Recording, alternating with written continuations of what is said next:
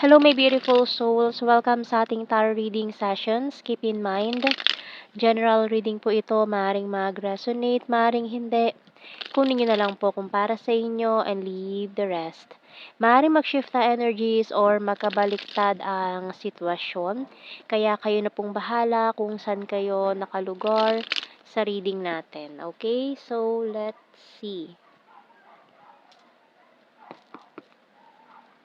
So we have here the King of Cups and the Hanged Cat, the Nine of Swords and the King of Wands, Ten of Pentacles and the Nine of Wands, the Wheel of Fortune and the Six of Cups. Bottom card natin, High Priestess. Okay, so maring kung past person mo ito, itong taong ito ay talagang every night, ikaw pa rin na nasa isip niya. And this person is missing you. Binabalikan niya yung mga memories niyo together. So, tingnan natin. Maring dalawang tao din ito nag-iisip sa'yo na may ginawang hindi maganda with a pencil. So, gusto niyang ayusin itong mga pagkakamaling nagawa niya before. Burahin yung mga mistakes. Pwede pa bang burahin? Or ayusin yung mga pagkakamali niya. Or mari kasi itong taong to ay iniligay ka niya sa third party situation, namili siya between you and another person, may pinili siyang iba na pinagsisisihan niya ngayon na gusto niyang ibalik yung dati, or kung ibabalik lang yung panahon na kung saan mamimili siya between you and that person na pinili niya, this time ikaw na yung pipiliin niya. Or parang kung may babalik lang niya ang nakaraan, ikaw ang pipiliin niya. So, we have here the Ground,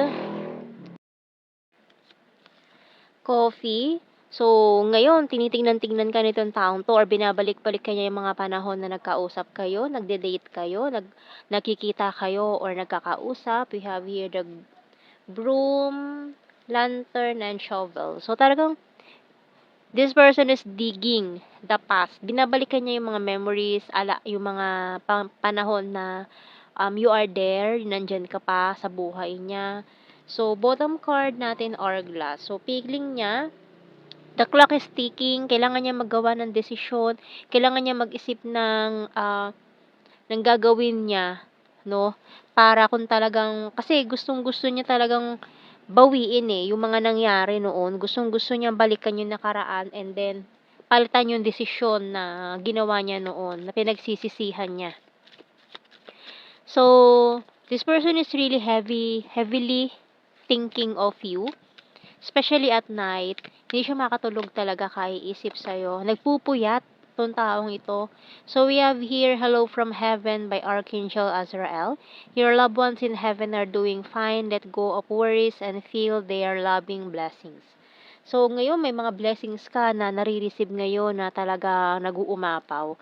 Pero, maring for some of you ay nararamdaman mo na yung bigat ng pinagdadaanan nitong taong to. Yung feelings and emotions nitong taong to, or feeling mo, nararamdaman mo siya na papalapit siya sa'yo ngayon or kakausapin ka niya.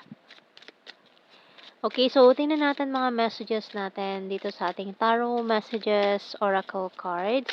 So, maaaring nagparamdam na rin to sa'yo pero inignore mo lang. Maring hindi mo pinansin yung messages niya, pero itong taong to still patiently waiting.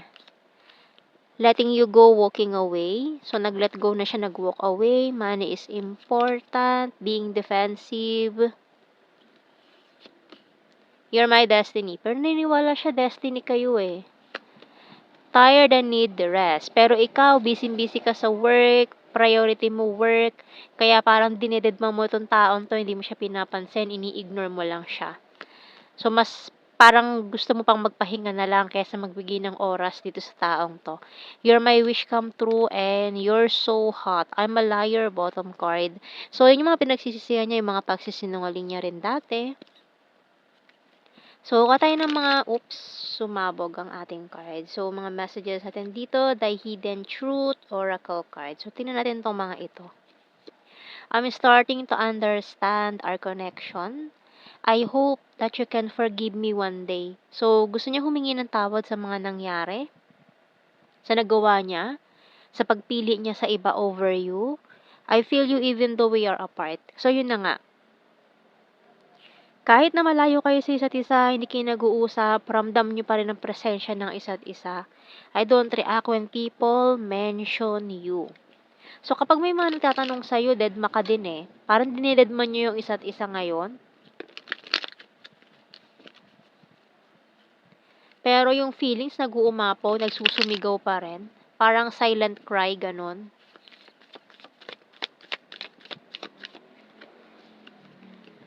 I will wait for a sign from you. You came closer than anyone. I wish I had treated you better and I bury myself in work to forget you. So, maring ikaw to, um, I hide behind material things. So, mukhang pinipilit mo na lang din siyang kalimutan kasi sobra yung sakit na dinanas mo sa kanya or pinaasa ka nitong taong to na akala mo ikaw na yung pipiliin niya pero hindi. Iba yung pinili niya. Parang ang dating sa'yo pinaasa ka niya, parang akala mo papunta na kayo sa next level, pero nagulat ka iba yung pinili niya, iba yung naging partner niya, iba yung nakasama niya. Bigla na lang siya nawala or hindi na nagparamdam. Tapos nabalitaan mo na may partner na pala siya. So, parang umasa ka na papunta na kayo doon on the next level na kayo tapos bigla siya nawala. So, tingnan natin sa initials. Letter S, I, O, and A. F, LQ. Ayan, nagkaroon ng LQ. Ayan. Letter N, N, V, M,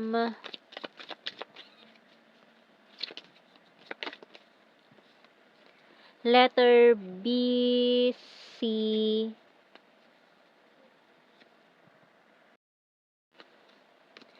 letter Z, and bottom card natin, letter E.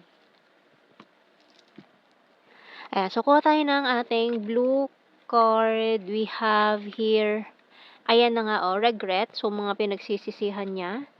So, we have here marriage. So, for some of you, mukhang nagpakasal sa iba and then pinagsisihan ng malala. We have here chaser. So, ayan, may mga maghahabol. This time around, ayan.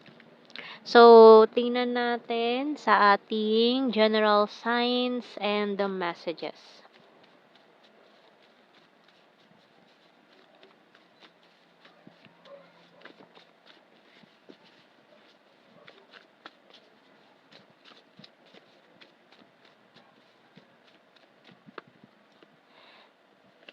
So, we have here other country and very lucky.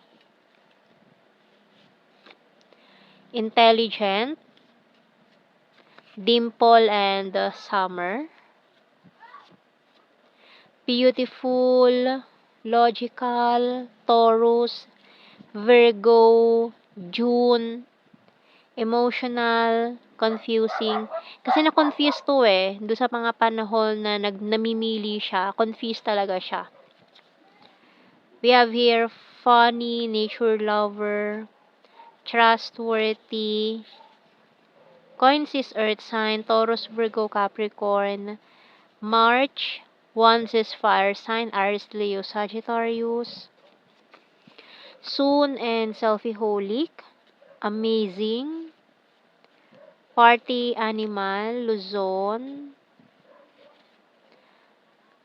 7. Soulmate. So, maaaring may mga soulmate connection. And karmic. So, maaaring nagsisi siya dahil karmic lesson pala yung pinagdaanan niya or yung napili niya, karmic partner pala.